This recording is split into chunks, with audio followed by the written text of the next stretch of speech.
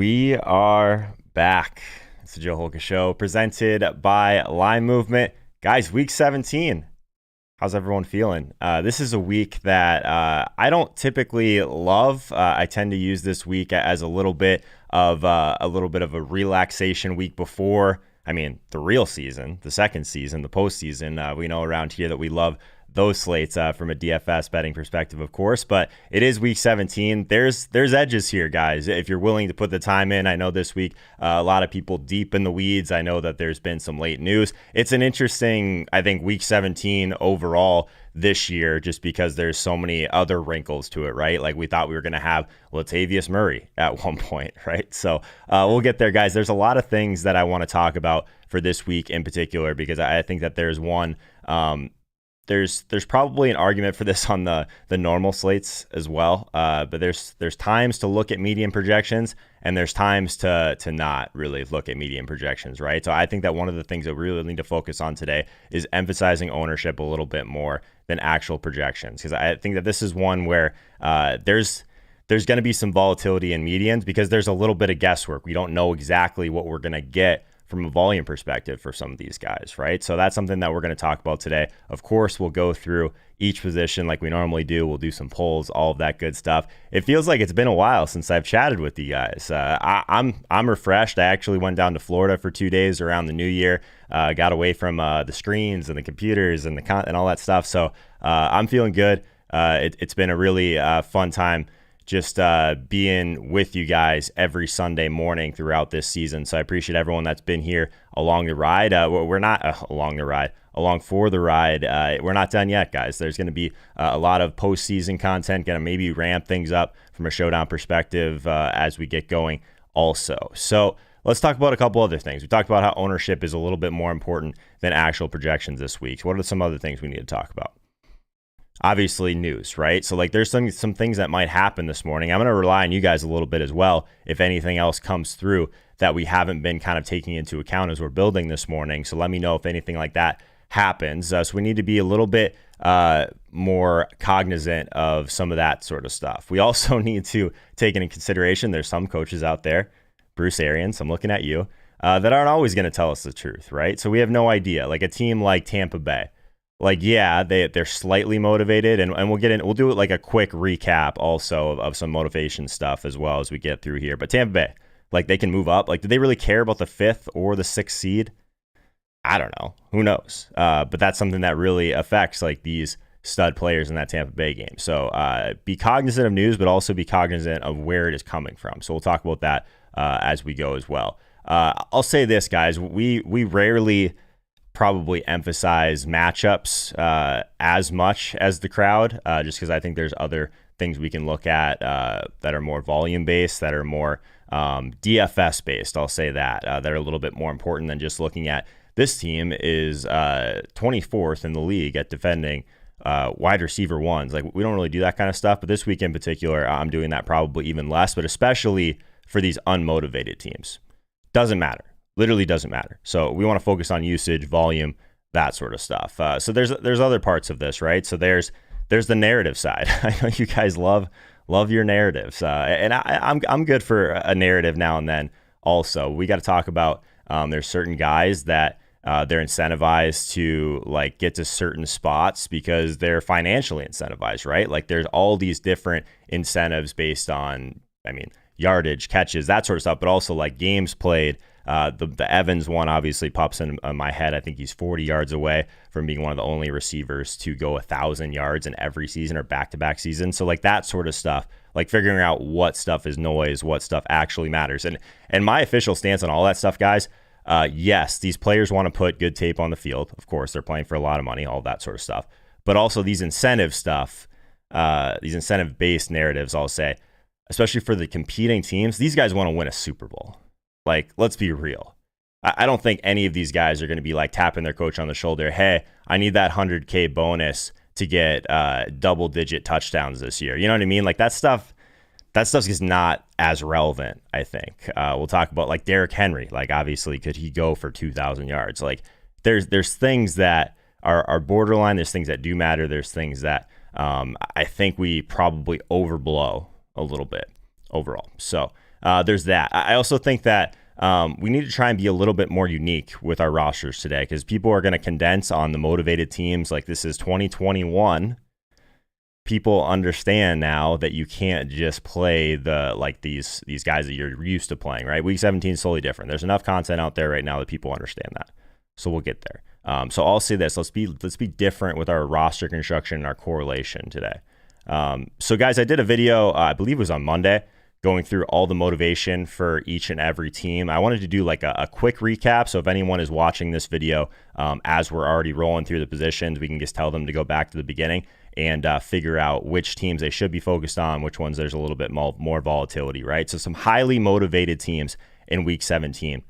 The Miami Dolphins, the Baltimore Ravens, the Cleveland Browns, the Indianapolis Colts, the Tennessee Titans. I guess that one is a little bit weird because like there's a few dominoes that could fall at 1 p.m. that could matter. I guess that their game matters slightly less in terms of moving up in the standings. So Tennessee, I still putting them in the highly motivated category because it's very, there's a lot of things that would have to happen for them to have some movement, right? So the Rams, the Giants, the Bears, my Cardinals, and then I put the Packers in the highly motivated group just because I still think they're going to be going all out, going for that number 1 seed in the NFC. So some teams like probably a tier down from that. I still think that they're motivated. There's no reason to avoid them, in my opinion. Seattle, New Orleans. I think these teams, like, they technically can move up. I guess the argument is how much these teams care about moving up a spot or two if they can't get home field, that sort of stuff, right? Or if there's like a lot of dominoes that need to fall down for them to really make their way up.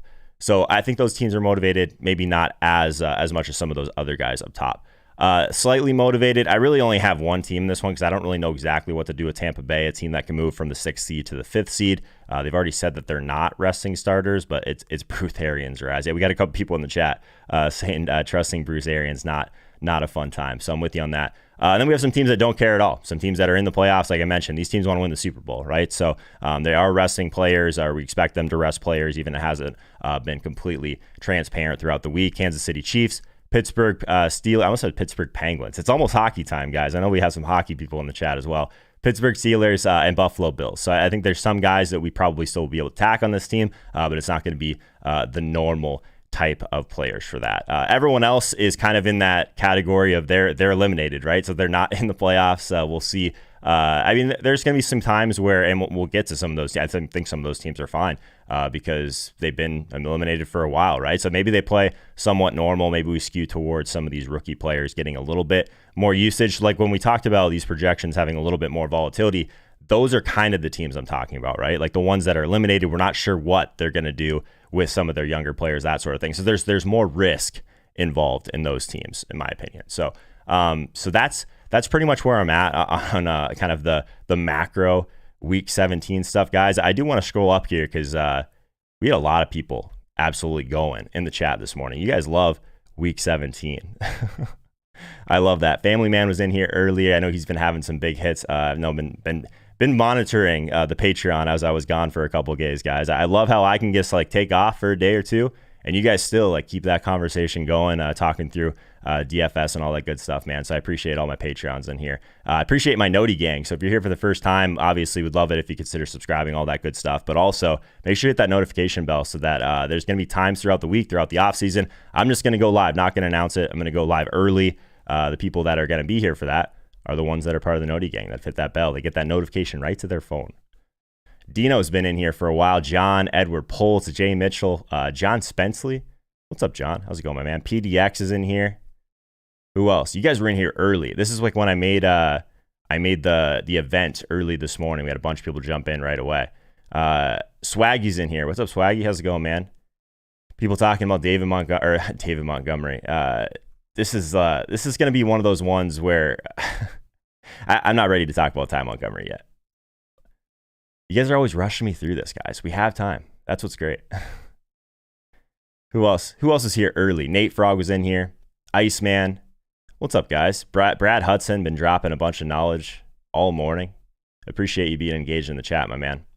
Mikey Boy. What's up, Mikey Boy? Justin Gase. A lot of familiar faces.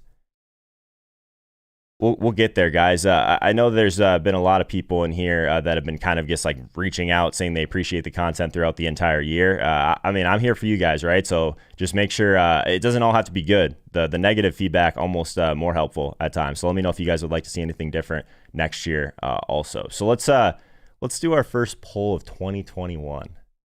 Should we do one of those? And what we're doing with polls now, guys, don't freak out. We're gonna go a little bit more zoomed in. Like, we're talking about feedback, right? You guys want to see these a little bit bigger. So let's do this. Highest owned player of week 17. This is a sub-only vote. So if you're in the chat and you haven't hit that subscribe button yet, and you want to be a part of these polls, make sure you put that. Make sure you hit that before you start this. It will act like it's registering your vote, but it's actually not. So if you do want to place your vote, exclamation point vote space and the number. So if you want to vote for Tai Montgomery as the highest owned player, exclamation point vote space 1. Let's see where we're at, guys. Dino says Holka polls rule. These are fun, right? This is a collaborative experience. This is not the place you come where you just get all the plays. I'll let you guys know what I'm doing and what I think is right. But I think there's more value in like bouncing ideas around, right? Doozy's in the chat. What's up, Doozy? We got a bunch of mods in the chat today. Mr. Ed's in here. Mr. Ed is jacked for NHL. I know that. Doozy, I saw your troll, by the way. Everyone wants to talk about the music, the intro music. Doozy goes with the way back. I can't use it anymore, man. I will get a copyright strike so fast if I use mainstream music. Just the worst. This is kind of scary. I don't know if I like this zoomed in one, especially someone that's been traveling yesterday and a little bit tired. We are already almost to 100. We're over 100 votes already. Did I just freeze? Oh my God. Camera going off for a second. Camera going on. I jinxed it. I absolutely jinxed it. How does that happen? And it does, like, literally.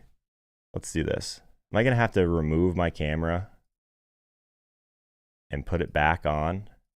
Didn't help. Okay. Huh. Very interesting. Well, let's put the poll back up so you guys can at least see that while you see my face licking my lips. Good God. I'm going to try and remove and re-add here.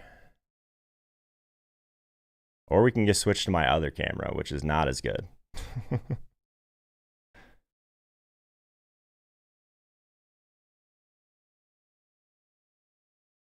Let's see.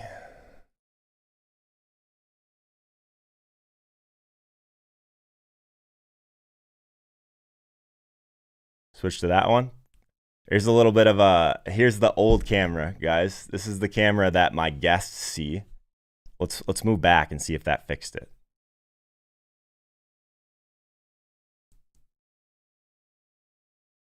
It did not. Oh. Now that one's frozen. We could just go with the old camera for the rest of this. This has never happened before, though.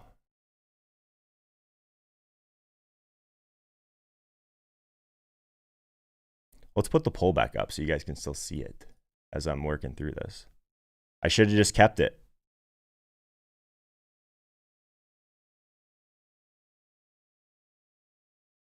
Should I leave it, guys? Should I leave it with this one today and not move to the actual one? I'm nervous it's gonna freeze again. Derrick Henry broke my camera. Yeah. So what do you guys think? Should I leave it on the old camera for the rest of the stream today? I'm nervous. I'm nervous that if I try and switch it to the actual one, it's gonna freeze again.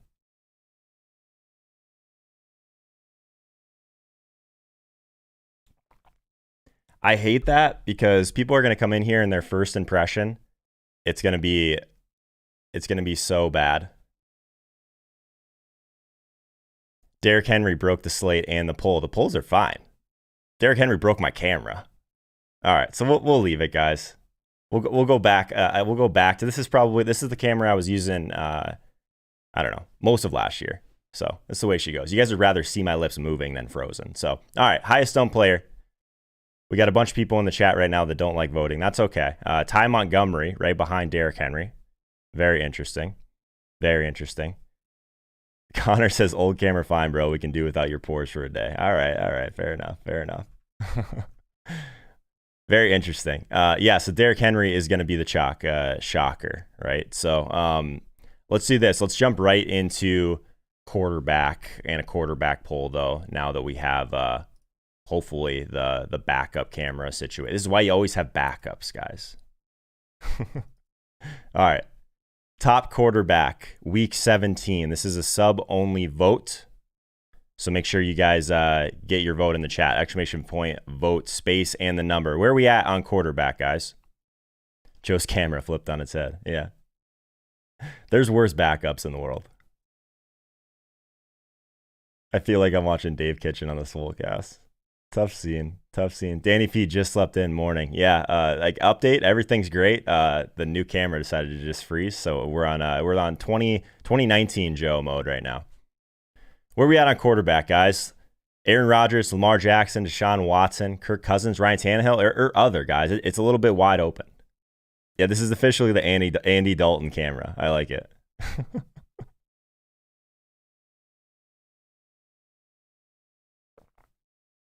2021, guys, we're gonna keep the vibes positive, because anything that can go wrong will go wrong. 2020 taught us that, right? Quarterback, we're a little bit spread out so far, guys. We got over 600 people in here right now. Only 63 of you want to toss a vote in here. I'll say this though, we got a ton of likes so far in this video. You guys know that's how more people find us, right? So maybe we don't want more people to find us right now because we got the backup camera going. But toss a like on this video when you guys get a chance. It does really help out. A lot of Deshaun love so far. Interesting.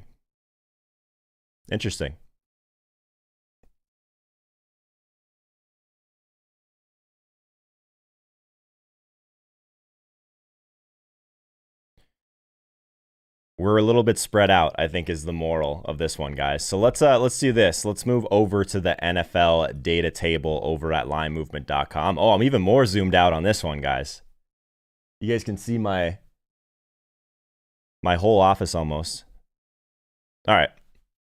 So quarterback, guys. Obviously, this is if you're here, I mean, most of you guys, I would imagine, are here. You've been here a while. But this is the NFL data table at linemovement.com. It's a free resource. Used to be only for my Twitch subscribers. Basically brought everything together. We have some Vegas data from blitzbet.eu, of course, but we also have at each position some things that really matter, right? That's what I said, trying to sift through the noise, but just like sometimes there's just too much going on.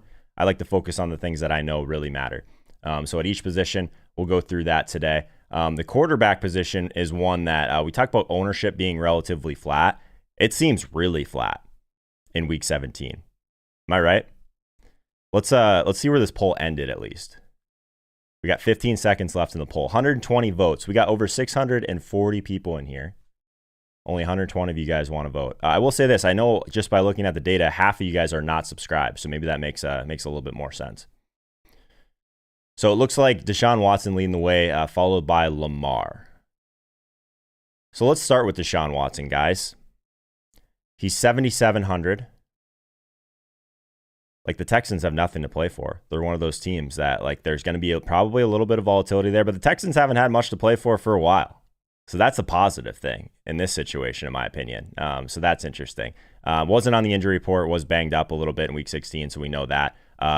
Like, the Titans, though, like, they're a team that has struggled mightily on defense, regardless of like diving deep into these defensive metrics, that sort of stuff. They haven't been very good against quarterbacks, probably bottom 3 if you care about that sort of thing. So I like Watson a lot. We know who to pair with him. It's a team that sometimes it is valuable to go after these teams without any motivation. Sometimes the Vegas stuff skews so heavily towards these teams that are incentivized to win that there's actually value in being on the other side if it gets a little bit too out of hand. So Deshaun Watson is one of those players. Like, we know that Houston's going to throw around the goal line a lot. I love that. This metric right here is it's an adjusted red zone pass percentage. So teams that tend to pass around the goal line a lot are going to be skewing in this quite heavily at times. So I like that quite a bit in terms of Deshaun Watson. He's a guy that's going to push the ball down the field. He's going to run the ball with his legs. There's a lot of good things to say about Deshaun Watson. I think the price point at 7,700 is totally fine. Let's talk about Lamar for a second, guys. So Lamar's 8K.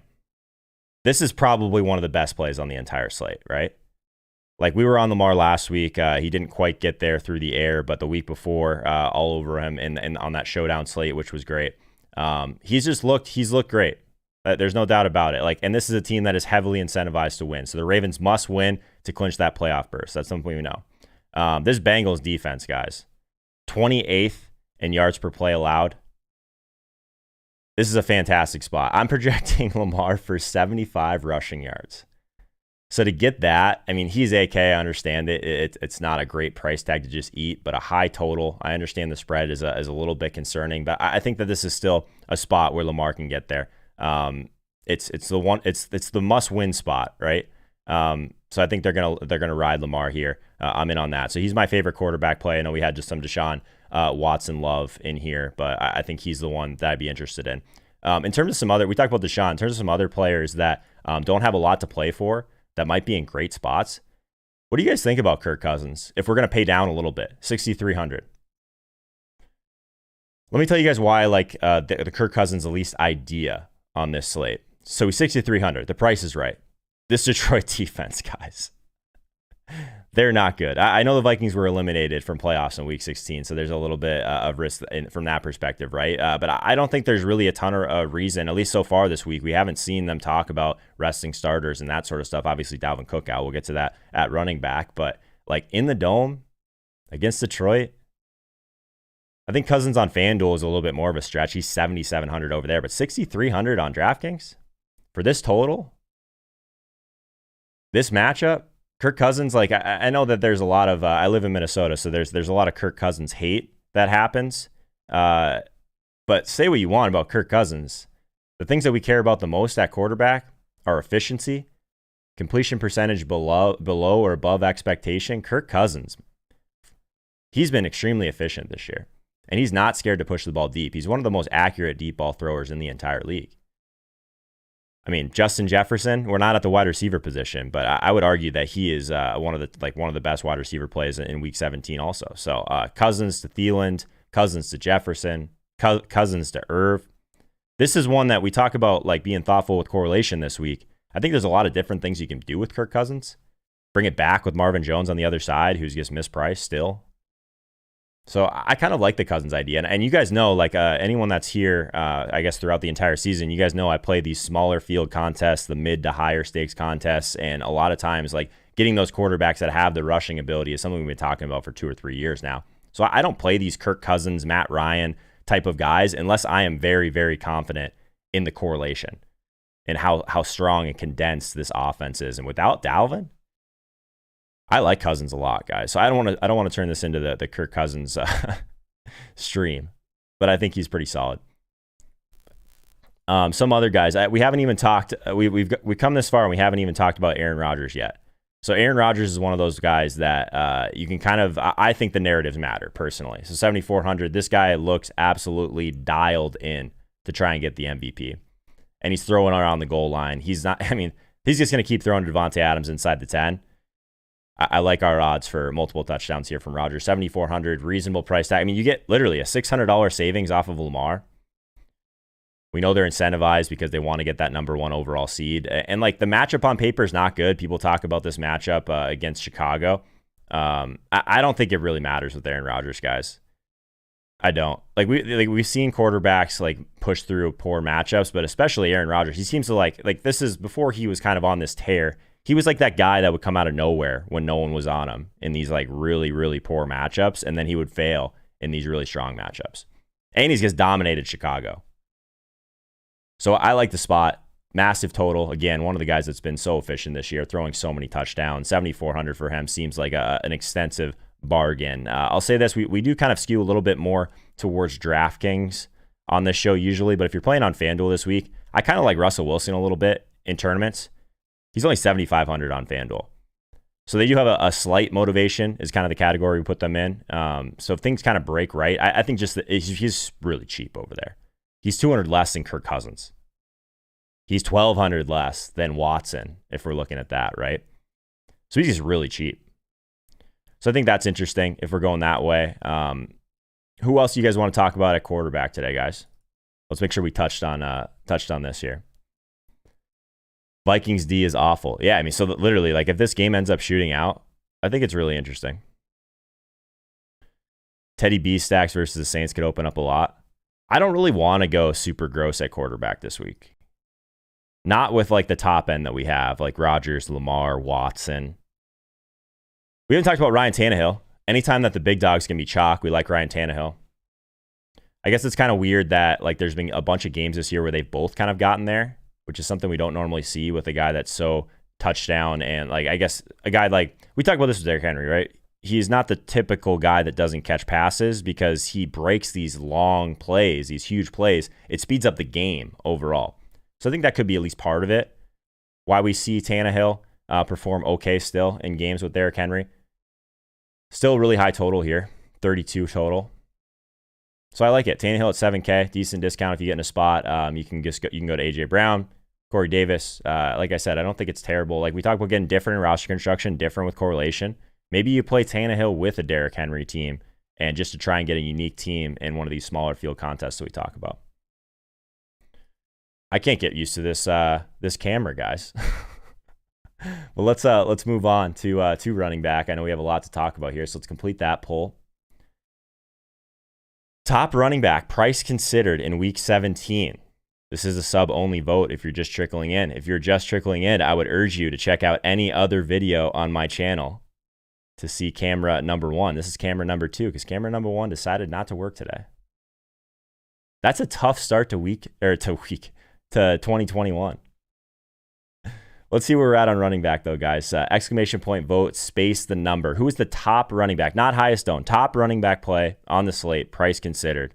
Who is it? Where are we at?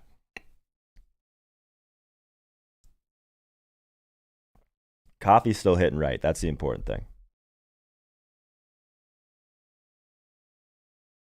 What am I missing here in the chat? Drew Lock? Yeah, maybe Drew Lock's like the one if you went all the way down, that would make some sense. It's a high total. Family Man's tossed in the chat. I think that's fine. I just I haven't built many teams with it yet. But if you're trying to, like, the thing is, like, if you are paying up for Lamar or someone like that, and you're trying to get in Devonta Adams, you're trying to get in the big dog, like, you're losing salary quick, right? If you're trying to fade one of those guys, there's enough value to make it work. It feels a little different, like talking about running back, right? Normally we have these, like, slam dunk running back plays in week 17. I don't know if we do, like, on the cheaper end I'm talking about. Like Tai Montgomery, yeah, I get it. He's fine. He's 4K. We'll get there. It is kind of an interesting dynamic at running back this week overall. The top end is so strong. That's my argument. We got almost 800 people in the chat here for week 17. Thanks for being with us, guys. Really appreciate it. We talk about the likes, subscribing, all that stuff. I always want to mention at least one time. More than enough just being here, guys. I really appreciate it. Looks like Jonathan Taylor's getting some love here. You guys are too sharp. I was kind of hoping that Taylor wouldn't be the chalk here, if I'm being honest. Like, as the week was going on, started warming up to Taylor a little bit, which we'll talk about when we get into kind of the more player by player. But, man, it seems like a lot of people are talking about him now. Dino likes David Montgomery as kind of a contrarian option. He's got vote 6 going. Interesting. Joey in the chat, make sure you don't put a space in between exclamation point and vote, or it will not register your vote, my friend. Jonathan Taylor running away with it a little bit. Derrick Henry. No one likes these cheap guys. Malcolm Brown, Tai Montgomery. Okay. Interesting. We got 20 seconds left in this. Only 100 votes. So, like, basically an eighth of you guys wanted to vote in the polls right now. We can do better than that. I'm too scared to. I honestly think that I could fix the camera on stream if I wanted to right now. I'm too scared to try it. Because if it freezes, that's just going to make for the worst user experience ever for you guys. So we'll go with camera number 2 today for the rest of the stream. All right, let's jump over. Again, NFL data table, linemovement.com, resources tab, NFL data table. Free resource. We got ownership projections in here. We got touch projections in here. We got all this stuff. We're doing it for you guys. Let's see how much we can give away for free at Line Movement for you guys to come check out our content. So in terms of the projections and touches, Derrick Henry, 9,400. It is an absolute smash spot for Derrick Henry. Let's be real here, guys. Let's be real. It's an amazing spot against this Houston defense. The Titans need to win to clinch a playoff berth. Like this team cannot stop the run. If we want to talk about like what he's done, like I know the T.Y. Hilton people out there will tell me that this matters. So we'll talk about it with Derrick Henry. If we want to talk about the last time these guys met, 22 carries for 221 yards and 2 touchdowns. So even without like that catch, like pass catching floor that we normally try and get from these running backs, he's just a completely different animal. I'm willing to admit that. I've gotten unstuck on Derrick Henry this year finally, I guess, but I've basically fought this one for much too long. So I don't know if like the ceiling is like as high. The ceiling's probably right there in the top 5, top 3. But the floor is probably like what I'm a little bit more focused on here in a week where like there's no guarantees at points at times. The floor for Derrick Henry is very high. Let's be real. Late night Darren Camera 2 is great, Joe. Still better than most out there. Yeah, I'm a perfectionist, man. I get real into the production value of all this stuff. So thanks for pushing through it, guys. So if we don't need to talk about Derrick Henry. Let's not waste too much time on Derrick Henry. Jonathan Taylor, since he was the one that won our vote, he's only 7,400 on DraftKings. He's projecting for about 20 touches. Decent volume through the air, nothing that great. Just such a high total here. An up-tempo game. But, I mean, I know the reason you guys are voting for Jonathan Taylor. It's because the Jaguars absolutely stink, right? So Jordan Wilkins, 0 snaps over the last 2 weeks. So Taylor's really been able to kind of just get a lot more. Like the floor, we talked about the floor with Derrick Henry, but the floor of usage for Jonathan Taylor has really kind of made him stand apart from where he was at the beginning of the season. So he's not really giving up those change of pace type of usage that he was at times throughout this year. Also, Nyheim Hines, right? We don't have to worry about that.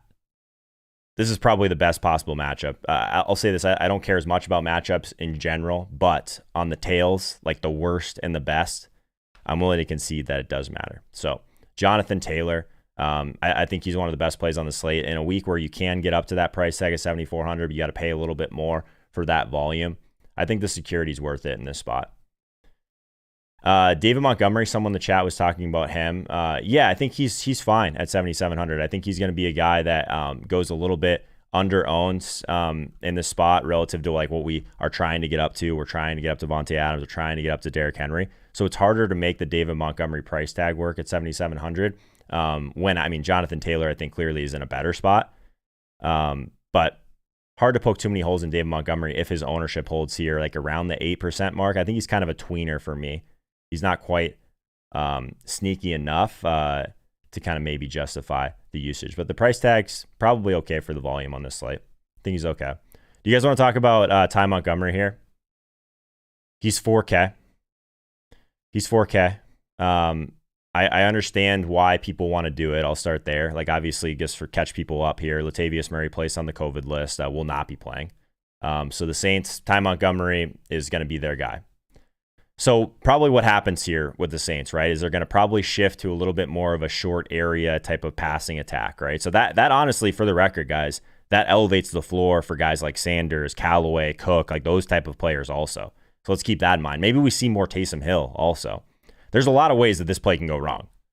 But he's 4K, and people love to try and figure out these guys that are kind of vaulted into a new role. I don't think he's a lock.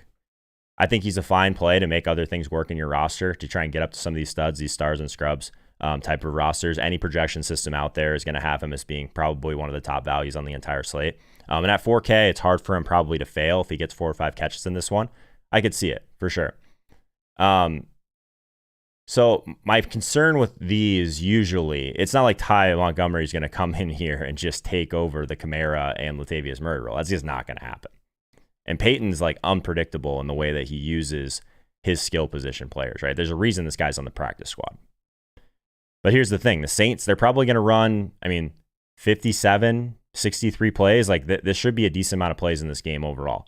But I think my argument, at least, is that they end up passing much more, that his value on the ground is not as high as people are probably giving him credit for here. So I actually think that it gives a nice bump to Sanders and Callaway, maybe Cook in tournaments, that sort of stuff.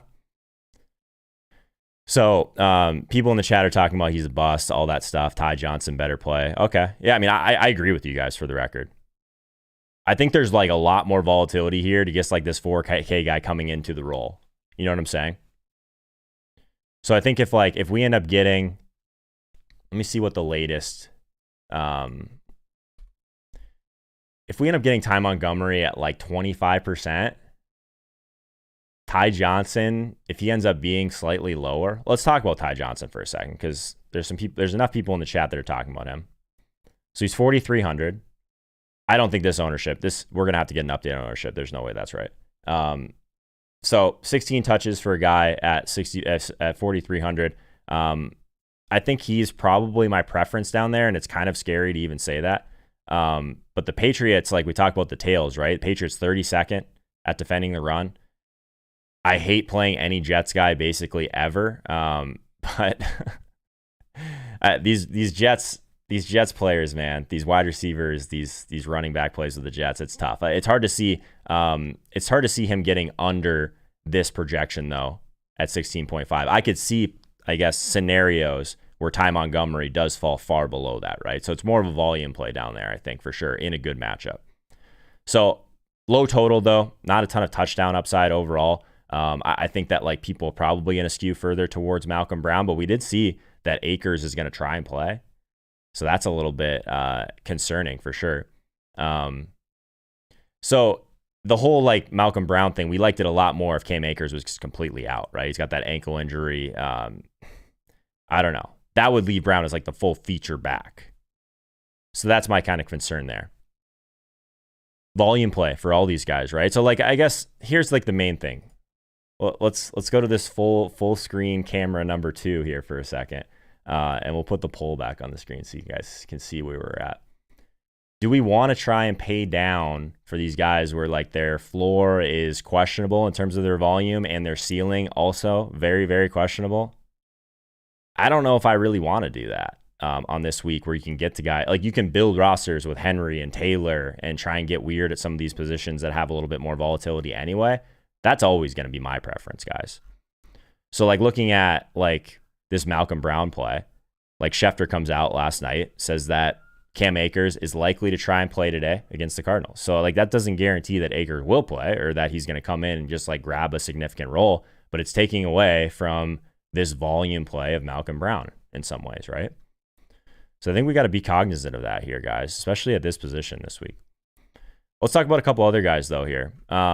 So if we scroll down a little bit, I think that if we wanted to try and go to someone, let's talk about Alexander Madison for a second. This guy, like, it always seems like he just buries us in these spots, but he's projected for almost 20 touches against this Detroit team. Like all the reasons we like Kirk Cousins, like Alexander Madison at 6,100.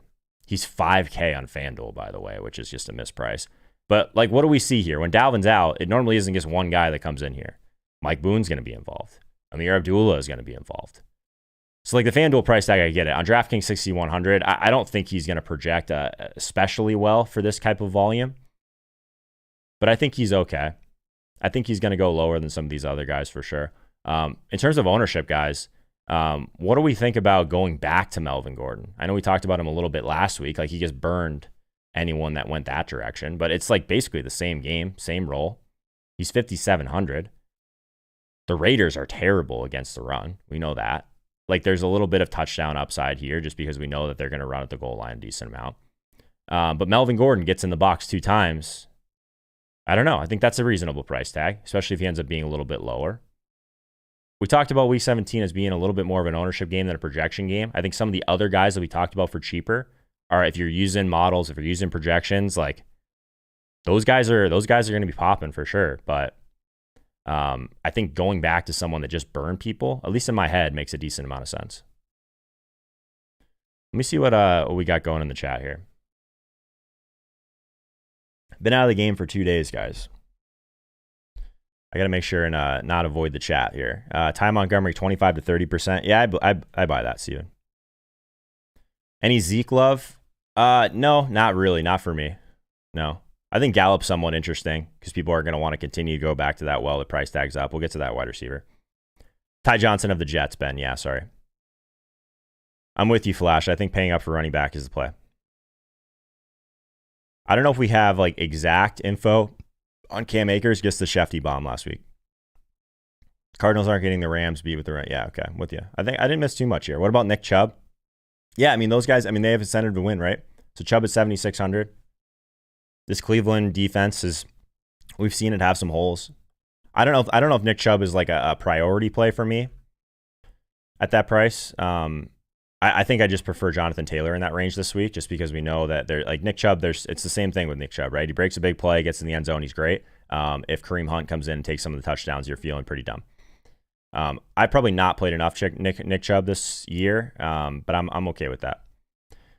Another guy that we were talking about last week that got there, Myles Gaskin. The price tag is a little bit more concerning with him now. Just like looking at, he's basically top 10, 6,500. But he's projecting for almost 20 touches in this spot against Buffalo, who doesn't have anything to play for. Miami's got everything to play for. So it's kind of interesting. Still 20 plus touches at that role. It's still totally fine. He's going to have some pass game involvement. Like, there's been so much shifting in this backfield. I think sometimes people get nervous about it when everyone is healthy, but we saw Gaskin last week play extremely well. So I think he's okay. He's picking up a little bit of momentum ownership-wise, price-wise, so that's kind of why he's a little bit more of a tweener. But I think he's okay. Who else at running back, guys? We got to keep moving through this. Obviously, the line movement show is directly after this at 11 a.m. Eastern time, so make sure and join us over there for the line movement show. Myself, the new cash game expert, Peter Overset, and Dieter Kurtenbach. It'd be fun to catch up with those guys because we haven't talked about the slate since very early in the week with those guys. A lot has changed.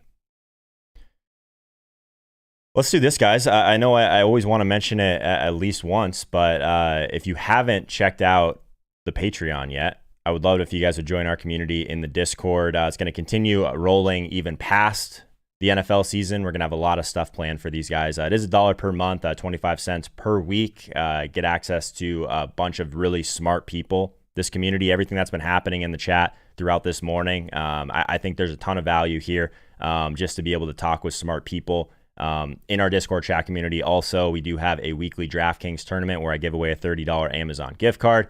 We have an NFL stream room in there. Watch RedZone with us. Get to kind of hang out, sweat the games with our community. An exclusive 15 to 30 minute live stream directly before NFL kickoff. We'll keep that moving. We got over 300 people in here. Also, I keep forgetting to mention this, guys. We do have the $30 Amazon gift card for the weekly tournament, but the Super Bowl, for every rating and review that I get on Apple Podcasts, I'm donating $1 to the prize pool for the Super Bowl Showdown contest. That's only going to be available for our Patreon. So really excited for that. Hopefully we can run that thing up to a decent prize pool, have some fun with Showdown, all that stuff. So let's go back here. And I think it's probably time to talk some wide receivers. So let's complete this poll. And let's open this. Let's do this. I'm curious, about this is one of my biggest questions at wide receiver. I started doing this top elite wide receiver, and then it's just not a huge list for me this week. So my bigger question is builds with Devonta Adams or builds with Justin Jefferson. So who is the top elite wide receiver play in week 17?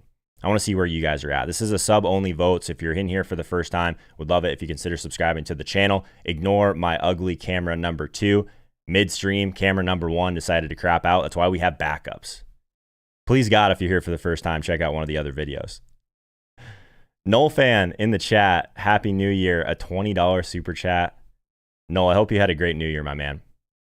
Appreciate you. Obviously, Noel Fan's been with us since the very beginning, the humble beginnings of this channel over on Twitch, all that good stuff.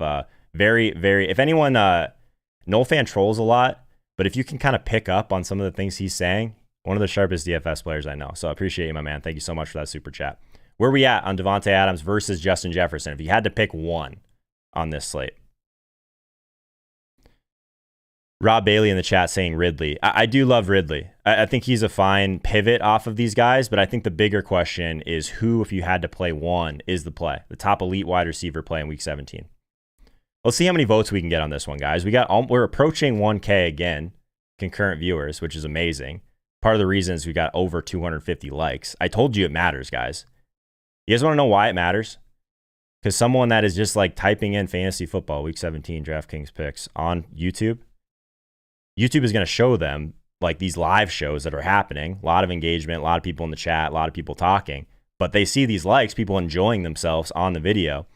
We might be at the top of the list for someone for trying to find a new show on Sunday morning, guys. So that's why it matters so much. So toss a like on this video. I don't ask for much, but that is very, very helpful for growing this whole show, growing this community.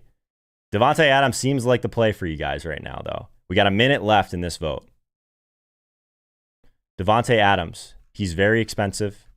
We've seen the roll around the goal line, which is always crazy to say about a wide receiver. The Packers, they must win to clinch that number 1 seed and a bye. It's huge. Aaron Rodgers, he wants the MVP. Pretty obvious.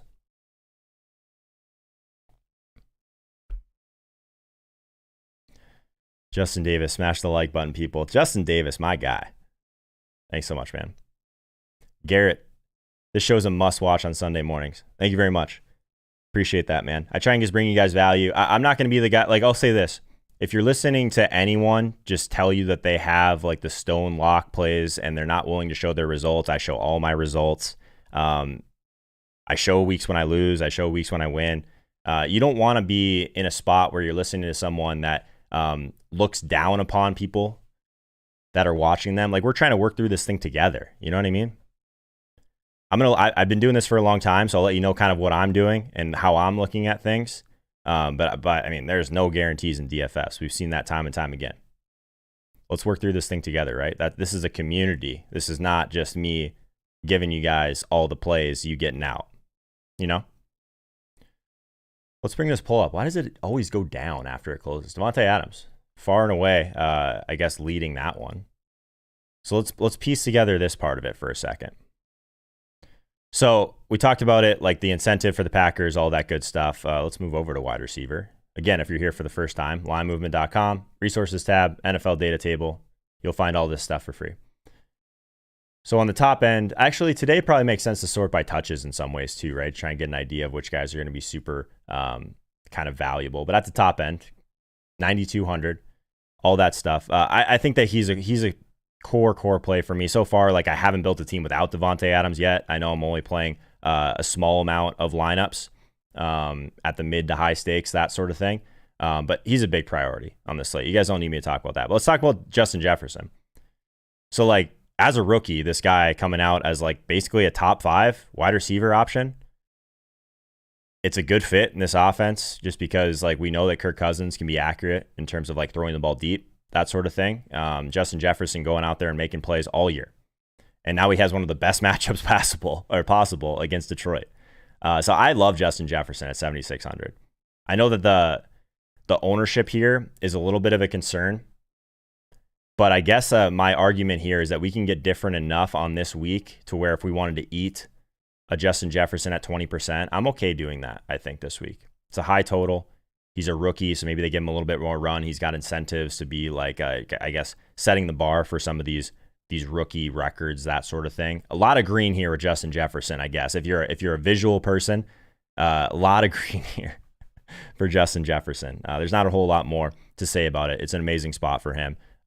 Let's move on to probably something that's a little bit more important at the wide receiver position here. So normally this next poll is something that's like the punt wide receiver play, but let's just open it up to all non-elite wide receivers because I think it's an interesting wide receiver week. Obviously, week 17 is always interesting. But how do we feel about the top non-elite wide receivers? This is a sub-only vote, by the way, so if you're trickling in here, toss a like on this video, then also consider subscribing to get access to these polls. Marvin Jones, Gabriel Davis, Mike Williams, Laviska Shenault, Nicole Hardman, or other. Exclamation point vote, space, and the number to place your vote. And let's see where we're at on wide receiver, guys. So we got the elite out of the way, but I'm curious what you guys think about this because I think this is the position that's probably going to decide the week. It does a lot of weeks, of course. But let's see where we're at. We're taking into consideration price here. What are we thinking here? For the rookie narratives. Yes, narrative street is a big part of week 17 for sure. Chili Dog, not really on J.K. Dobbins, my man. I think he's probably okay, but he's not one of the ones that made my core. Nuke could see 25 targets today with Kirk and Fitz out. That's interesting because no one's probably going to play Nuke, Mr. Ed. I might have to take a second look at that one.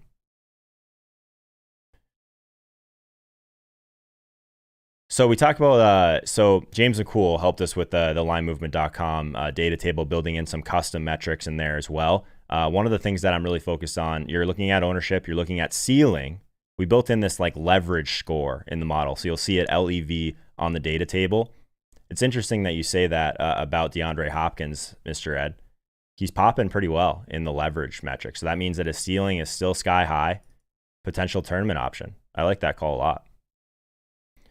So we got 86 votes so far. Let's see if we got almost 1,000 people in chat. Let's see if we can get to 250 votes. We haven't hit that yet. And this is probably one of the most important votes we're going to have all week.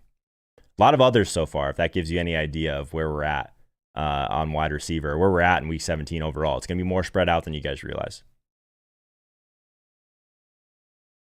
Richie James. I like that one, Sir Carls. On the cheap end, I think he's fine. 45 seconds left in the poll. We're on pace for the 250 votes right now. Let's see if we get there. We do have 30 people over on Twitch. We got 81 people hanging out on Periscope right now. So if you're watching this on Twitter, you guys want to do me a favor and come over to YouTube? You'll get us over 1K. Literally right there, that'll get us over 1,000 concurrent viewers. If half of you guys on Periscope, half of you guys on Twitch come over to YouTube right now, we'll get it. We'll go right over 1K. Help me help you.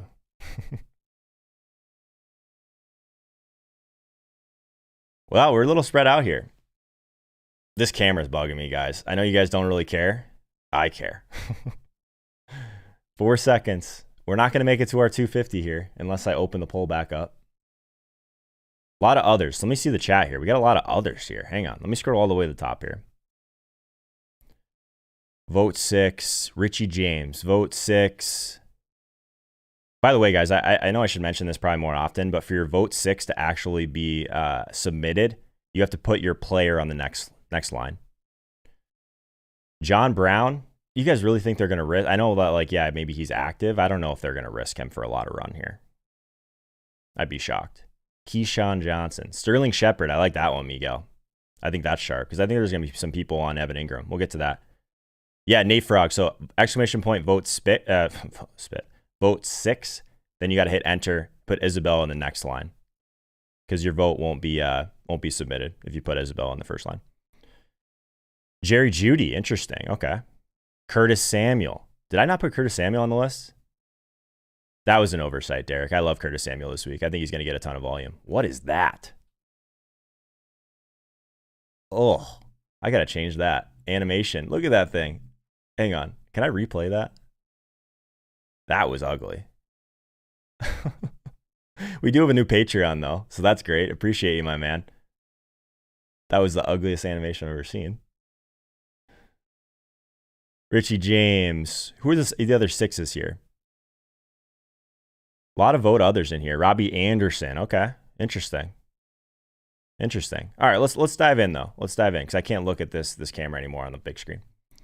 So let's start at the top. I mean, outside of Adams, outside of Justin Jefferson, obviously, I think Marvin Jones, we can agree, is one of the better wide receiver plays on the entire slate at 5,100, right? So this is a guy that was battling through Chase Daniels last week. So I think that if we're looking at Matthew Stafford in this spot, he's just too cheap for the matchup and for the game environment. I think he's a pretty clear bring back on your Minnesota stacks. I don't know if we really need to talk a whole lot more about that. Let's talk about Mike Williams. Because he's 5K. He's a guy that's buried us at times before.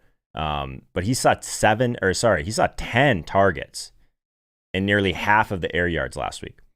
So I get it. People don't want to talk about the air yards, all that stuff. It does matter a lot in terms of trying to project something for DFS. Weighted opportunity rating. Like, this is stuff that we're probably not looking at as much for week 17. But it does matter quite a bit. Marvin Jones, if he ends up holding at sub 10%, I think this is probably going to vault up pretty significantly by lock for sure.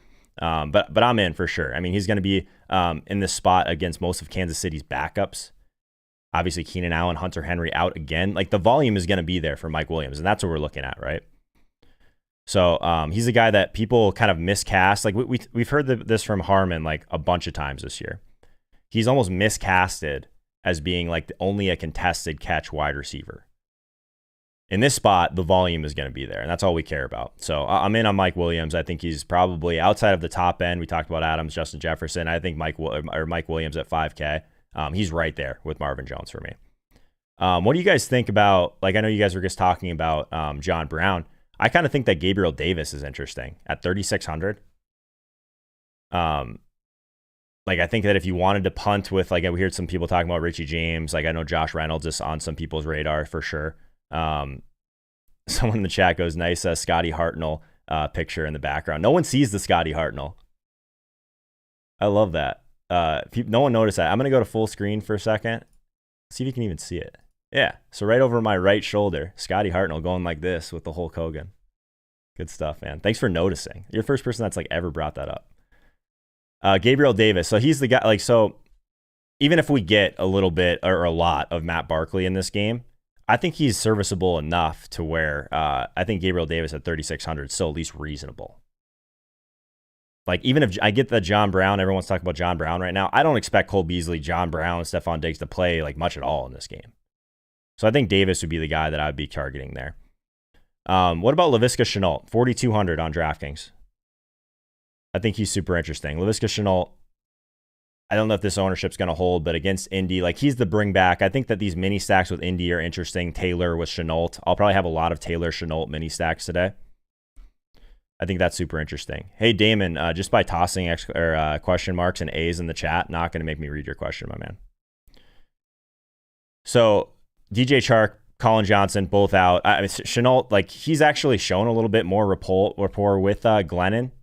The Colts, they play a lot of zone defense. We talk about that a lot on this channel too. Zone defense versus man defense. Like, the zone defense, that's going to allow a lot of catches to the areas of the field where someone like Laviska Shenault really thrives. So I think at 4,200, he's kind of a tier down for me from Mike Williams and from Marvin Jones, but it's not a big jump. I think Shenault is really interesting. Like I said, mini stacks with Taylor. If you're playing Taylor, try and figure out a way to do it a little bit differently in roster construction this week. So I think that's fine. What about, so we haven't talked about this team much at all. I know that Ridley is kind of on some people's radar as a pivot off of Adams. I'm pretty strongly on Adams and Jefferson in that range, but I think Russell Gage is okay. There's gonna be a lot of passing in this game. Like, Gage is someone that has moved more to the outside. The people think about Gage as just like this straight slot receiver, but since Julio has been out, it's been a spot where Gage has been performing pretty well with more of a different type of role than we've seen in the past. So I know we have Carlton Davis out also, so it's like the matchup is really not that bad for the Falcons here. So I think it's nice leverage overall because of where his price tag is. So like some of these other guys we've talked about, I think Russell Gage is going to come in much lower. What about Gallup? Glenn Turner wants me to talk about Gallup. Yeah, we've been all over Gallup over the last couple of weeks here, guys. By the way, I appreciate everyone that listened to me over on Periscope and Twitch, made their way over to the stream on YouTube. Over 1,000 concurrent viewers. Appreciate you guys. It probably has a lot to do with almost 400 likes. So I told you guys, that's how people find us. So I appreciate it. Joey says Gage is a great play. I just skipped over. I'm just getting sidetracked here. Michael Gallup. So he's someone that, like, we talked about him as being like a clear buy low candidate because of the air yards, because of basically his role. He's shown a lot of rapport with Dalton. I mean, Michael Gallup, he was just mispriced, right? But now Michael Gallup, like, is getting to a spot where people are on him, but people are like willing to like get their game and get out with Gallup also, which kind of makes him a little bit more interesting to me. So his role has just been absolutely huge. He's going to avoid James Bradberry in the spot. We know that. So Amari Cooper, like, is he just going to be erased by Bradberry? I'm not like a big, again, wide receiver cornerback guy, but someone like Amari Cooper, we've seen like the splits between these elite corners. So maybe Michael Gallup, maybe he gets, like, they clear him out, right? So I think it's interesting. Gallup isn't a core play for me, but I think he's at least an interesting idea on this slate. What about Sterling Shepard? Someone else mentioned that in the chat. 'Cause I think that Evan Ingram is going to be a play that people gravitate towards a little bit. I think that Sterling Shepard's kind of interesting in this spot. So basically coming off this game where he had 9 catches, 77 yards, and a touch, but he had 12 targets against the Ravens. Now he gets the Cowboys. The Cowboys going to bring some pressure. We know that there's obviously some issues with Danny Dimes right now. in terms of his mobility. So maybe Sterling Shepard just becomes like that nice little security blanket. I think he's in a spot where I'd be really interested in getting some access to him this week. Who haven't we talked about yet? Let's see, who else you guys want to talk about in the chat with wide receiver? We spent a little bit more time on it today, but I think that it's one of the positions that can make or break your entire week 17. Jordan Hauser likes Metcalf. Yeah, so like Metcalf, like that's one of those teams. Like again, we should probably let's do this. We've got a lot more people in here than before. So looking at some teams that are highly motivated. Again, that's like the most important thing here. Week 17, we got the Dolphins, we got the Ravens, we got the Browns, we got the Colts, we got the Titans, we got the Rams, Giants, Bears, Cardinals, and Packers. Those are teams that are the most highly motivated teams. A step down from that, where technically they have a chance to move up. Technically, they could see a little bit of an increased movement here. Seattle and New Orleans. So I think Seattle's at least reasonable for Metcalf. Like I struggle still a little bit with the price on him, 7,300. I think I still prefer A.J. Brown in that range. I definitely prefer getting up to someone like Devonta Adams. I prefer getting up a slight amount to Justin Jefferson. Slightly motivated teams, Tampa Bay, they can be either the 5th or the 6th seed. I know that there's some narratives surrounding getting at least 40 yards to Evans. I would expect them to do that. Maybe they force feed him a little bit more, and maybe he just ends up coming out after he gets the record. I could see that for sure. Some teams that definitely don't have incentive are going to be this Kansas City Chiefs team. Obviously, they've already secured the bye. Pittsburgh Steelers, Buffalo Bills. Everyone else is eliminated, right? So we talked a lot about Deshaun Watson. I think he's one of the top stacking options, quarterback options on the entire slate. But they're one of these teams that's been eliminated, right? So they're probably going to play somewhat normal. The risk is a little bit higher for a team like that. But I mean, for these teams that have been eliminated for weeks now, I think we can agree that someone like Watson is still super interesting. Jerry Judy. People are all over Jerry Judy. I've been struggling with Jerry Judy a little bit, Swaggy. Like I know Harmon talked about him a little bit on the wide receiver video earlier this week. He just doesn't really look right to me. I think I prefer taking care of tight end maybe with someone like Noah Fant. A.J. Brown or Davis, Richard Super says. I always prefer the upside of A.J. Brown, but Corey Davis, man. He seems to be getting the more like valuable volume in some ways, or the more secure volume. A.J. Brown's always going to be a little bit more of an efficiency guy, so his price doesn't always stand out. I think both of those guys are fine. I love the passing game for the Titans today, too. Shepard or Gabriel Davis, I think both those guys are good plays. It depends on your roster. I mean, I think both of those guys have a good amount of upside. I would just take the one that you think is going to be a little bit lower owned if you've got some chalky spots elsewhere. Josh Reynolds, that's a good one, Garrett. Yeah, I like Josh Reynolds a bunch. Obviously, that whole situation there with COVID, we could see a ton of targets for Josh Reynolds today. CD Lamb, I think I prefer Gallup there, but Lamb is at an interesting price point. I'll give you that. Gage or Gallup, I think Gage might go a little bit lower. Nicole Hardman, yeah, we haven't talked about Nicole Hardman yet. That's a good one. So Nicole Hardman, we talked about him probably more earlier this week. I think that he's probably the guy on Kansas City that I would gravitate towards, but I think that he's going to be popular. So, like, how valuable is a guy like Nicole Hartman who can break a big play at any time? We know that. But also, how valuable is it if we don't see him with much Mahomes at all? I don't know if it's a spot where I want to be overweight on Nicole Hardman chalk, if that makes sense. At that price point, I'd rather just get a little bit different, I think. But he's fine. He's totally fine. I just don't know if he makes a great tournament option if the ceiling is kind of related to the quarterback play and the offense moving the ball a ton as a whole. You know what I mean? Over 1,000 people here in the chat. Appreciate each and every one of you. If you're here for the first time, would love it if you would consider subscribing to the channel. We'll keep this thing rolling all the way through playoffs. The playoffs are some of the best DFS weeks of the entire season. I promise I will get camera number 1 sorted out, hopefully before the line movement show, which is directly after this. So make sure you guys check us out over there. We're going to go game by game. We go position by position here. So let's move back over and let's talk through some tight ends, guys. And we'll do a little bit more Q&A here before we get out of here also. So let's complete that one. Where are we at on tight end, guys? Price considered. The best tight end plays of week 17. We got George Kittle, Noah Fant, Donald Parham, Evan Ingram, Irv Smith, or other. If you are a subscriber to the channel, definitely let me know in the chat who you like here. Price considered top tight end of the week. Let's see where we're at. Will Derrick Henry play a normal role? I think he will. Derrick Henry's one of the priorities for me this morning, William. Harry, I could see Crowder continuing to do what he's been kind of doing. I have these weird biases away from Jets wide receivers right now that I'm struggling to get over. But I think Crowder's one of those ones that you're not really relying on the air yards. So yeah, maybe. No problem on the data table, fantasy nut job. We're all about the free resources at Line Movement. If you guys haven't checked out all the shows we have going on the YouTube channel over there, I would strongly, strongly recommend it. Let's see where we're at on tight end, though, guys.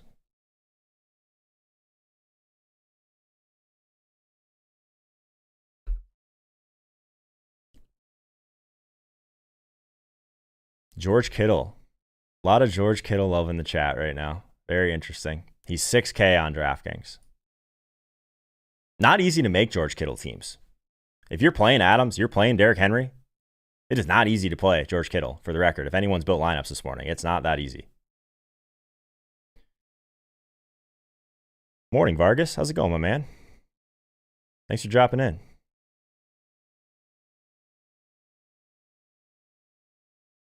We got a lot of others in here. Anyone voting other, just want to make sure you guys realize, because I'm seeing a couple people in the chat do it. You have to put your vote in before you put the player in. So exclamation point, vote, space, and then the number, enter. Then the next line, let me know who you're on. I wish there was a better way to do the other, but I think that's the best way to do it for now. Luke's got it down. He's got Waller. Interesting. Gasicki. I like both of those guys. That's kind of contrarian tight ends this week.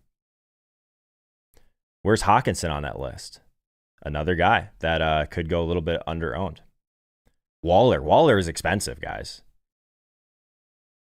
A lot of others, though. Okay. So Kittle was hot out of the gates on this. We're only going to get 72 votes. I can't let this thing stand with only 72 votes, guys. We got 1,000 people in here. Only 10% of you guys are going to vote. Even if we take out the 50% of you that are not subscribed, so your votes don't count on here, just by default, the way the bot's set up, we can do better than 10%, guys. Nate Frog. He's voting 6. A lot of vote 6, though. Okay, so maybe tight end's a little bit more wide open than I originally thought. Very interesting. 10 seconds left in the vote, and then we're going to dive in a little bit here, guys. I think there's more tight end plays, it feels like, on this slate that I like than I've had, I think, in quite some time.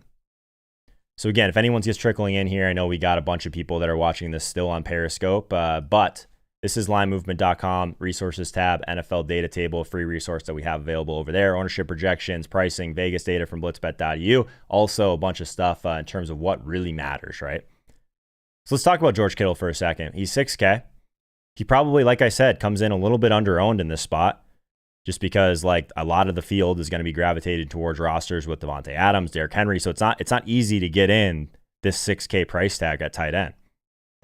But last week, like obviously coming off of that injury, he was like clearly one of the better players on the entire field. Like he looked great. So that's very positive, right? Like anytime a guy comes like off of injury like that, I'm sometimes hesitant to pay that price tag. But if you did it last week, you're rewarded for it. He looked amazing. So I think Kittle in this spot against Seattle, super interesting. Looks like his ownership's creeping up a little bit. I think I do prefer taking the savings here versus Darren Waller. Darren Waller's one of those guys that could break the slate. But it's, like I said, it's hard to justify a Darren Waller roster, middling ownership. He's not going to go super low, I don't think. But it's hard to justify 7,100 when I think that the top end of running back, the top end of wide receiver, even the top end of quarterback is really, really strong in week 17 right now. So I think that's it. We've had some people talking about Ingram in the chat, Andrews in the chat. I think Andrews is interesting if you're rolling out Lamar teams. Let's talk about my boy Noah Fant for a second, though, guys. He's 4,400. We're projecting a decent amount of volume for him overall. On FanDuel, the price tag at 5,700 really stands out. So I think Noah Fant on FanDuel in particular is a fantastic play. But on DraftKings, even at 4,400, I think he's still got a nice ceiling overall, I think. But still, like the security of the touches being there at a position where it's kind of tough. I kind of think that this Denver and Vegas game shapes up better for points than more people realize. We talked about Melvin Gordon, kind of the flop lag there. No one wants to play him after he was burnt. I guess the negative correlation play to MG3 would probably be Noah Fant if he ends up taking a touchdown or two in this game. But like quietly, Noah Fant, 20 targets over the last 2 weeks. That's pretty secure volume. Can we talk about Josh Jacobs at 6.2 before the stream ends? Sure, Nick. No problem, man. I'm going to get through the positions. We're going to talk through some stacks, and I'm going to take a bunch of questions. We still got some time here, man. Nick, can you do me a favor and drop that question in when we get to like the Q&A at the end? Because I know we already talked about running back, but I will circle back to that one for you, my man. So I like Noah Fant a lot. Mark Andrews right there with the volume. I think that I'm trying to play Kittle probably in that Mark Andrews range, so I think that's okay. Let's talk about Evan Ingram for a second, though. We talked about Sterling Shepard being a decent pivot off of Evan Ingram, but I still like Evan Ingram a lot. 7 or more targets in 4 of his last 5 games. Really strong matchup. This Dallas defense is banged up. So we've been kind of talking about like the role of Evan Ingram, just waiting for it to happen. A lot of these, again, we talked about Justin Jefferson, a lot of green here for Evan Ingram and things that matter. Weighted opportunity, target per route run, average routes run. So like, I still think that Evan Ingram is really strong at 3,700 in particular. I just think his price point allows you to do more things in this slate where I think this is where you take a shot on him. So I think there's at least clear paths here at 3,700 that I don't know if a lot of these other really cheap guys will give you. In terms of some of the other cheap guys, I think some people will go back to Donald Parham. He's 2,900. So if you can't afford Evan Ingram at 3,700, I think Parham's interesting at least. Basically, just 2 catches last week, had 46 yards, though, was an absolute baller in the XFL. The usage was still reasonable, though, even though he just got 3 targets. So hear me out for a second. Ran a route on 28 of Herbert's 38 dropbacks, 81% of the snaps. And a lot of those snaps were actually out wide and in the slot. So I think that he's the guy that like, he's not just in there to block. Like we'll say that. He's 2,900. Keenan Allen out. Hunter Henry out. So all the reasons that we like Mike Williams, we should like Donald Parham in a vacuum. So I think he's one that's interesting. Noel fan, please stop talking about the Broncos, please. Uh-oh. Noel likes the Broncos. I like that. But I know why Noel likes the Broncos, because it's such a condensed spot. So I think that those are the ones that I'm really focused on. If we want to talk about one more name, all right, let's do 2 more guys, I guess. Irv Smith. I probably play Irv Smith a little bit too much because if you're playing a guy like Kirk Cousins, you're probably double stacking him at least. You should be at least. I think that if you're going to be running it back with Marvin Jones, that's fine on the other side. But like, what about Irv Smith? He's 3,900 in that same range, kind of as Evan Ingram. I think that he's probably a guy that even like last week, 6 catches, 52 yards, gets in the box twice. Like people know about him now, right? He's a very good athlete. We know that's important at wide receiver and at tight end. Kyle Rudolph's still out. This Detroit team stinks. So like Irv Smith, like the game environment, high total. That's one of the things we really focus on at tight end is these high totals because it is so touchdown driven for these guys to completely get there. Running a decent amount of routes. His target per route run isn't fantastic. So the volume probably a little bit less safe than Evan Ingram. The ceiling probably higher for Irv Smith. So I think he's a guy I like. What do we think about Gasicki? Are you guys in on Gasicki? I saw a couple people mention him. The volume for Gasicki has been fantastic. And it is an absolute must-win spot for Miami. So we know they're going to lean on their best players a little bit. They should run a decent amount of plays. The total is a little bit, I guess, concerning. But again, a lot of green here. High weighted opportunity, target per route run, very high. I kind of like Gasicki a little bit. He's 4,200, right? So like for only 500 more than Evan Ingram, get yourself like Mike Gesicki. I think it's interesting for a Buffalo team that doesn't have anything to play for. So the floor for a good amount of these guys is not great. Like Irv Smith, the floor is not great. Mike Gesicki, the floor is not great, but the ceiling, the touchdown viability there, I think is still okay. I kind of like it. Joseph C. Gesicki's a bit beast. I was playing Gesicki last year. It was like 2,500. I was way early on Gesicki. So I'm with you. People are saying not with Tua. I don't know. I think the Tua things is solid. Tua is the one that's been like locking into Gesicki, not Fitzpatrick. I think for the people that are saying they're only playing with Fitz, I think that's just wrong, to be honest. I mean, I'm also, Doozy, you know this. I'm one of the biggest Fitzpatrick truthers there is. But Joey said it in the chat. Good play. Tua trusts him a lot. Yeah, exactly. He trusts him. For these rookies, that really matters, guys. So I like Gesicki quite a bit. I think those are most of the tight ends, though, guys. I think those are most of the tight ends. Let's complete that poll.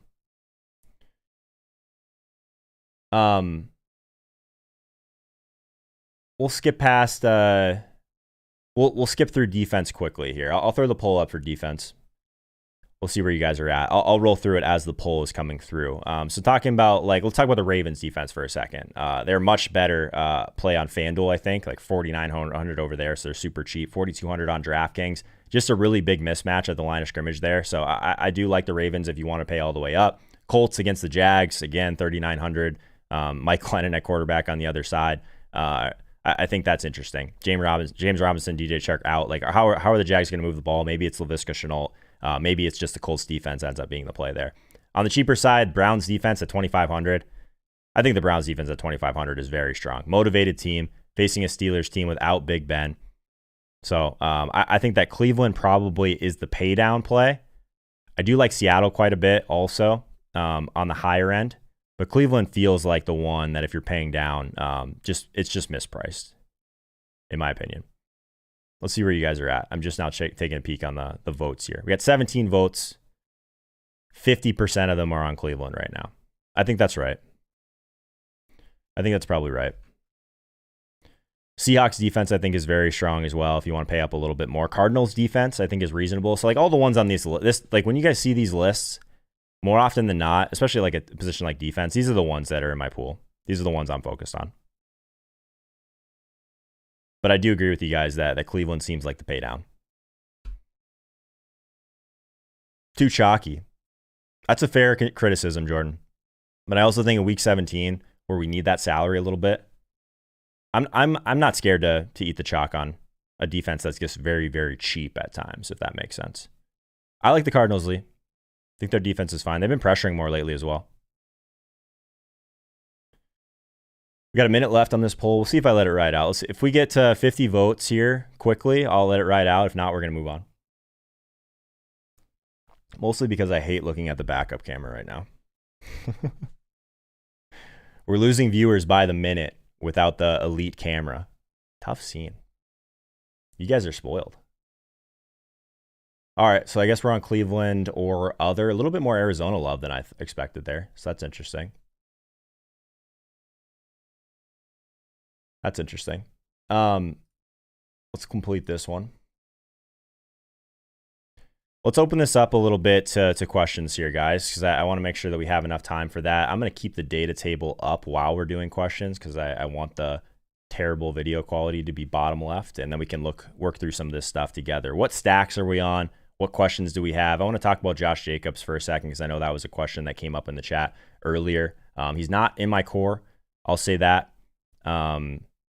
He's not someone that really is projecting for near as much volume as he does before. 16 touches for him at 6,200. I think he's a stay away, man, if you're still in here. I'm not really on that one. Nothing to play for, though, so I get it. Yeah, 6.2K. I think he's probably, if you're trying to find a tournament option, 4%. Maybe that's what we'll do here. We'll go through some of the top leverage options, taking into consideration ceiling and ownership, that sort of stuff. So at running back, maybe he ends up popping from a leverage perspective. I could see that. Some of these guys we're going to have to remove here for not being in these games, so bear with me on that. But Zeke, someone mentioned Zeke earlier. He's popping as a decent leverage option for his ceiling. Nick Chubb, Alexander Madison. Maybe people just don't want to pay 6,100 for Alexander Madison. I'm just wrong about ownership on that one. I could see that being the case. I could see that being the case. Montgomery feels like the top leverage option right now because people aren't going to want to pay that, I would imagine. So I like Montgomery a lot, I think, from that perspective of it. Chris Carson, if you want to play the other side of that against San Francisco at 6,200, I think he's okay. I think these are like the guys that you're probably pivoting towards. We'll talk about late swaps in a second. I just want to go through the positions here. Tai Montgomery, I think Montgomery's fine, Joseph. I just don't think he's going to walk into the role that Latavius would have walked into. I think that his touch count, if he gets 5 catches, you're going to feel okay about it. I think he has a lower ceiling than most people realize, though. He's on the practice squad for a reason. So at wide receiver, some of the top leverage guys in this spot. Someone mentioned DeAndre Hopkins. I think he's kind of interesting from a leverage perspective. Allen Robinson, no one's going to play Allen Robinson.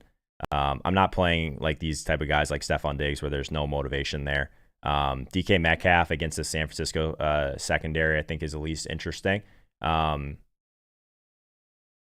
Amari in a really tough spot at 5,800. I think I'd probably stay away from that. I don't love a lot of these type of players at wide receiver this week. Curtis Samuel probably be my favorite of this group at 5,300. I think his volume is super secure. Tight end, we talked a lot about tight end today. We talked about tight end today probably more than we have the entire year. Yeah, Curtis Samuel. Joe, earlier this week on your channel, I mentioned that on betting on phones is a big disadvantage. I'm not sure why this isn't loading here. I think building on your phones is a disadvantage because I want to have things in front of me like the NFL data table, right? So I want to have this in front of me while I'm building lineups. So like you can build on your phone, it's fine, but I think you should be looking at something else at the same time. See if we can refresh this whole page here. There we go. That was weird. Probably running some updates here on ownership and whatnot. So yeah, I think I'm not building on my phone because I like to have, like I know all of you guys don't have like all the screens and all that stuff, but you want to have stuff available. You want to have Twitter up. You want to see if any news comes up. You want to have like kind of what types of values at each position, like at whatever projection system you're using. If you're looking at things like the line movement data table, that sort of thing, you want to be able to look at things and build at the same time, if that makes sense.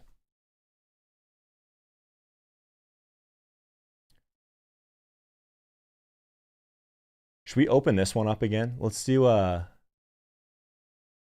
open this poll up again. The highest owned player poll. Now we got a bunch of people. This is the first poll we ran today. So who is the highest owned player of week 17? Yeah, we talked about Gallup a little bit. Gallup's the guy I think I like the best in that offense. Yeah. How is leverage calculated? Leverage is calculated. It's basically a mixture of lower ownership, but also ceiling. Yeah. Because you still want ceiling. You can late swap all you want. You still want ceiling. Let's talk about some potential guys at 4 p.m. though. This is such a huge slate, guys, that there's going to be a lot of leverage spots here. Let's talk about it. If things don't go right in the morning for you and you're looking for some options to kind of pivot to, Tyrone Johnson seems to be popping a little bit from an ownership perspective. He's 4K. I know a lot of people probably going to be on the Mike Williams side of that. Darren Waller. I think, again, it's hard to build lineups with Darren Waller at tight end. Hopkins, Montgomery, Sanders. We talked about this. Like if people are just going to jam in Montgomery, Tai Montgomery, maybe you go and you think that volume, maybe it goes to someone like Emmanuel Sanders, 5,500. I think that's interesting. Chris Carson, Melvin Gordon, who we talked about, just failed for a lot of these people. So if some of this chalk right here on this poll fails, where are we going? You got to have a plan. As you're building rosters, a lot of times I build rosters. Hey, if this roster is good at 4 p.m., I leave it. If it's bad, I already have my pivots before. I think people don't do that enough. If you're not building a ton of lineups, it's easy to do. Build in plan B, guys. You know what I mean? It'll force you to play some of these spots at the 4 p.m. game where you have more information. Like maybe you want to move off of a guy like Derrick Henry or a guy like Jonathan Taylor at 4 p.m. if you've really struggled in the morning, you know? Derrick Henry leading the way here as the highest owned player. Interesting. I think I mostly agree with you guys.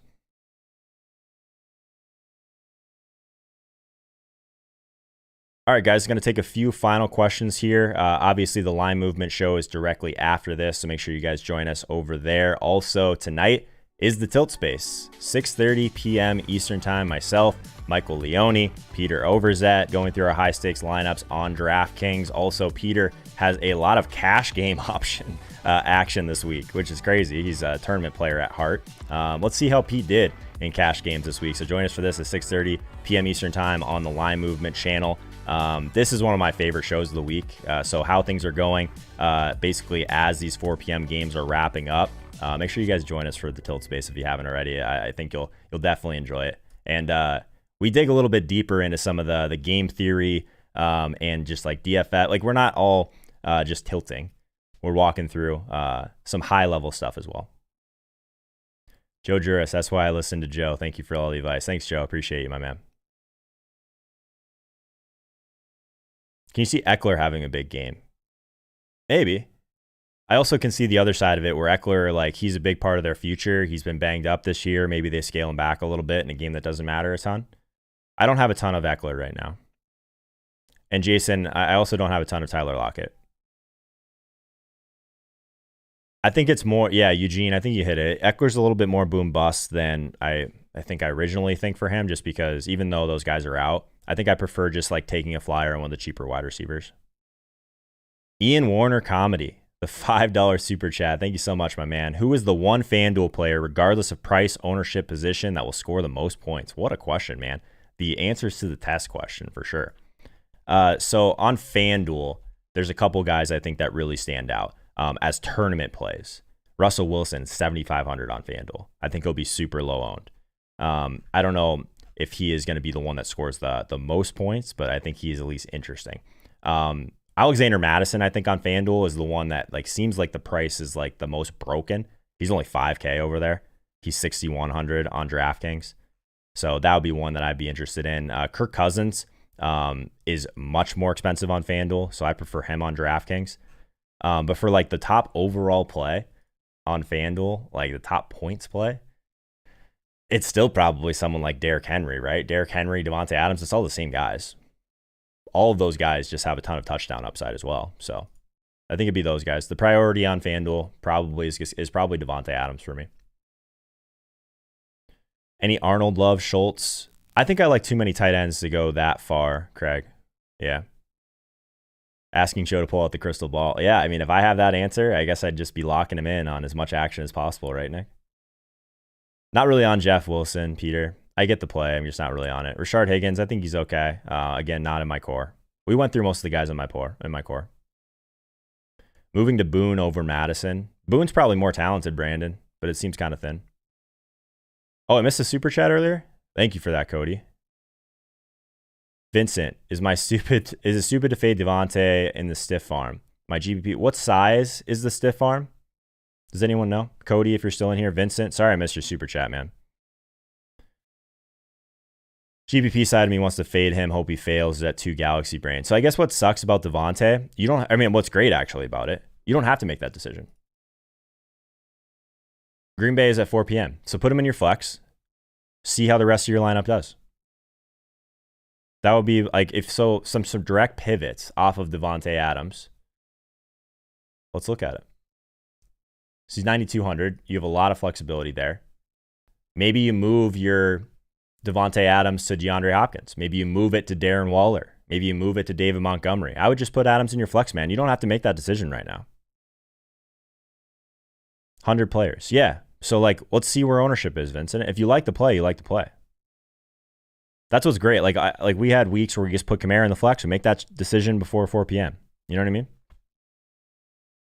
And that, yeah, Cody, thanks, man. Sorry I missed that. Let's see did I miss any other ones as we were ranting?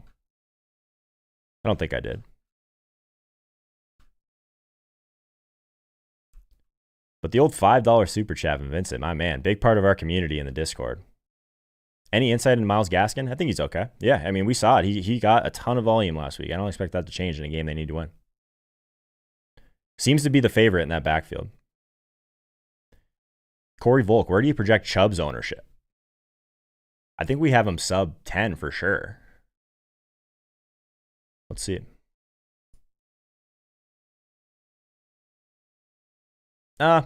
He's like 8 to 10 roughly. So he's kind of a tweener. Not gonna be super low. They need to win. Cheap Wolford pairing him up with Reynolds opens up a lot. Yeah, I think there's better guys than Wolford that I'd be on, Dusty. But I like the thought process there for sure. Jerry Judy or Gabriel Davis. I like Davis a bit.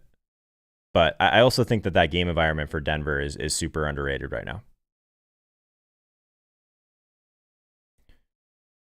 All right, guys, last time I'll do this. I always want to do this at least a couple times. Make sure you join us in Patreon in the Discord. So if you sign up for Patreon, $1 per month, again, we're going to continue rolling this thing through the offseason, the playoffs, all that good stuff. You get access to our Discord chat community. A lot of the people that are the most active here in the chat on the live streams, a lot of the really sharp things that are being discussed continues throughout the week over there. We have an exclusive weekly DraftKings tournament. I give away a $30 Amazon gift card for that. We also, for every rating and review on Apple Podcasts that the Joe Holka Show gets, I think this started 2 weeks ago. I'll check the tape on that one. I'm going to add $1 to the prize pool for the showdown contest for the Super Bowl. So that'll be really fun if we can ring that thing up a little bit more. NFL RedZone Stream Room, exclusive 15 to 30 minute live stream directly before kickoff. Join us on Patreon, guys. This is going to be something I'm almost more excited for the offseason with this group, because that's where we're really going to be able to dive in and learn. A ton of people in there that are willing to learn. That's why we add this. This is as cheap as I can make it. Just keep throwing it into the prize pools anyways. The goal is not to make money off the Patreon. It's to give you guys a spot to go after the stream. So appreciate you guys. Week 17, we made it. Thanks for bearing with me a little bit when the main camera froze. Hopefully we figure that out before the line movement show in about 15 minutes or so over there. But appreciate you guys. It's been a really fun ride this year. We'll continue this thing throughout the playoffs. The playoffs where the real money is to be made. So I guess my advice would be, and again, I'll always tell you guys what I'm doing. I always scale back a little bit of action, play a little bit less in week 17, because I want to come into the playoffs fresh. I want to come into the playoffs with a good mindset, all that stuff. So don't be afraid. If you feel uncomfortable right now, don't be afraid to scale back a little bit, guys. Live to fight another day. We have a lot of good times ahead in playoff DFS. See you guys soon.